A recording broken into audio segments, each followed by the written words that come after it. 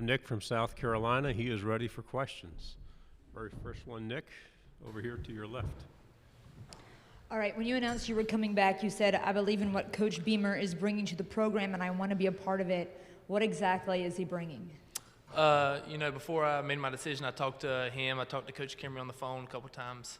It's just, a lot of energy, a lot of enthusiasm. Just, he wants to be here. It's something he's desired to do ever since he was a coach back in, I believe, 2010. But, it's just the competitive mindset he has of, we're not rebuilding, we're trying to win. So, he sold me on it, and it would help me also. So that's why I decided to come back and return. Nick, to your right, front row. How's it going, Nick? Dave with the Post-Courier. A couple of weeks ago, you posted a pretty interesting photo in your Instagram account of you in your uniform. Got some interesting replies on it. I was wondering what the thinking was behind posting that photo and how you've dealt with the replies. Oh, Lordy. I look at the replies, but I don't let them get to me. I care about 4 opinions in the world: my brother, my father, my mother, and the Lord. So if you're not one of those, it is what it is. You can say what you say. But, I thought it was a funny joke. Some people took it the wrong way. Some people didn't. I'm very confident in my sexuality, so all the jokes, they can say what they want, but I know where I stand. But, it is what it is. I was just trying to have a good laugh. Whether you took it the wrong way or not, that's on you. It ain't on me, but it is what it is. To your left, Nick, third row. Todd Summers, WSPA TV out of Spartanburg. What do you see in this receiving group? Shi Smith leaves.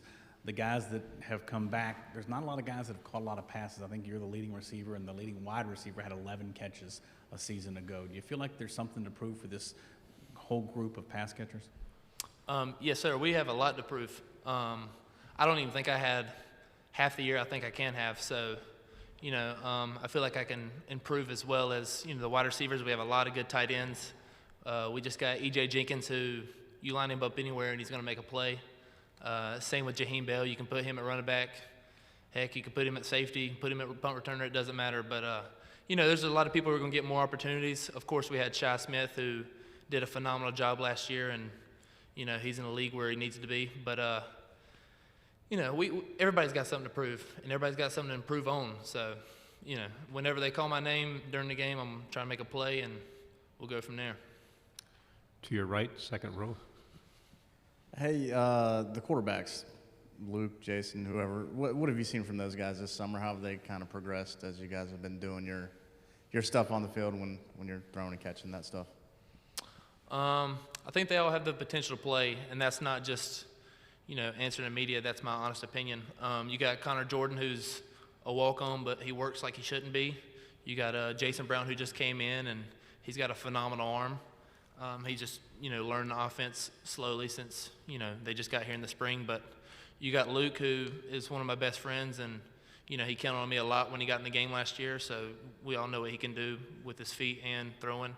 And then you got Colton, who just got in here as well. He's a freshman, but he's got some real deal talent. So, it's a toss-up. I think Luke is QB1 if the season started today, but the season don't start today. We got 46 days, so whoever's the best player when it comes down to season time is the best player. To your left, third row. We were talking with Coach Beamer a couple of minutes ago, and he was saying we've got to get the best playmakers on the field regardless of position. If that means we have 3 running backs and 2 tight ends and no receivers, then so be it. Do you think there's any real possibility that we could see maybe Marshawn and Kevin both in the backfield at the same time, maybe 2 tight ends on that same unit? Do you think they're thinking outside of the box a little bit using that talent that you already have? No, I think his statement was completely true. Whether, I'm on the field or I'm not on the field, if there's 11 better players than me, Coach Beamer's going to put them on the field. So he's not one of those that's favoritism or looks at the stats from last year. He's literally going to put the best 11 on the field. So, Marshawn is, he's told me about double backflips he could do, and I'm just like, you know what? You're very athletic, Marshawn. So, people like that, everybody saw what Kevin Harris can do last year, but if we have to do 3 or 4 tight ends, if we have to do 3 or 4 wide receivers, that's something we're going to do to try to win games because Coach Beamer is here to win. So, Question to your right, third row.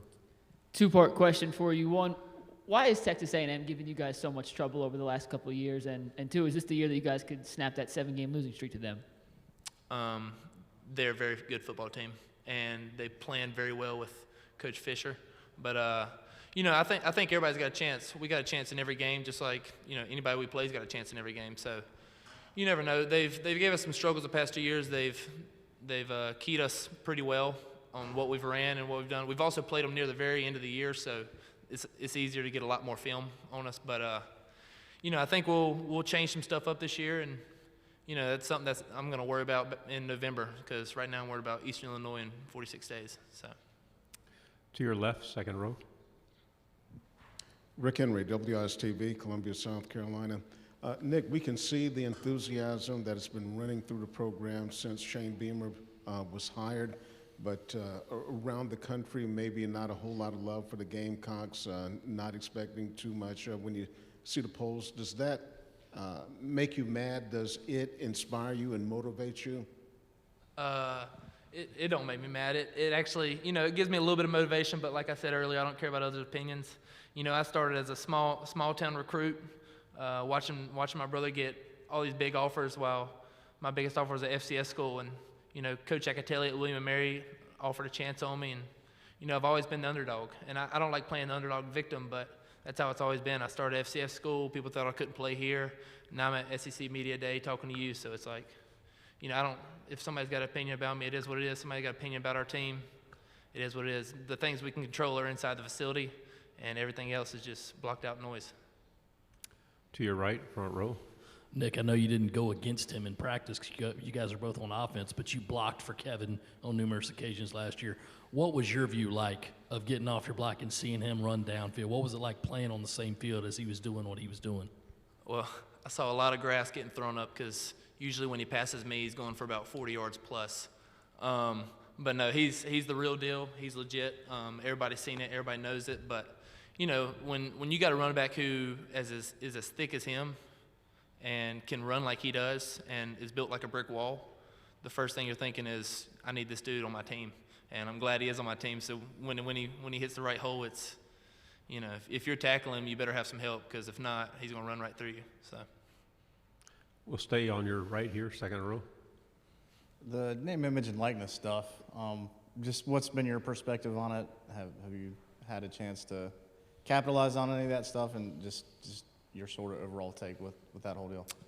I'm not really allowed to talk about that. I do have some things planned, but, I might have some merch coming out, but other than that, I'm not really allowed to talk about name, image, likeness. To your left, third row. Because you have some ties to the other program in the state, Clemson, what was lost in not playing them a year ago, and do you think it'll just be as simple as picking up where you left off and playing them again this year? Well, I've never played them, so it's going to be the first time for me no matter what, because the first year that I was here, I tore my ACL, I think 2 games beforehand. So, I've never had the experience playing at Death Valley, and I've never played them at Williams-Brice, so it's going to be a first time for me. And, every time we go into that game, our mindset's to win, because we want to win the state. So that's something that I'm planning on doing this year, and we'll see if it happens. Any final questions? All right, thank you very much. Appreciate it. Appreciate y'all. God bless.